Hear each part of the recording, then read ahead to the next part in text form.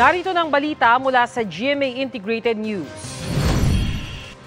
Naghain na ng diplomatic protest ang Pilipinas sa pambubomba ng tubig ng China Coast Guard sa mga barko ng Bureau of Fisheries and Aquatic Resources nitong Sabado. Kinumpirma yan ni Foreign Affairs spokesperson Teresita Daza.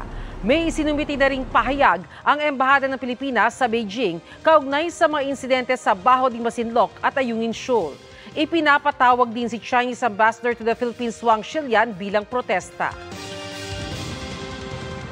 Narito naman ang iba pang balitang binabantayan ng GMA Integrated News. Mahigit pisong rollback sa mga produktong petrolyo, ipapatupad ang mga oil company bukas.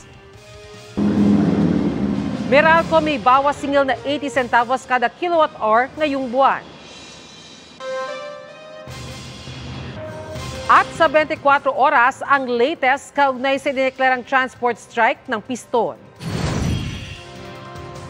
Para sa mas malaking misyon at mas malawak na paglilingkod sa bayan, ako po si Bernadette Reyes ng GMA Integrated News, ang News Authority ng Pilipino.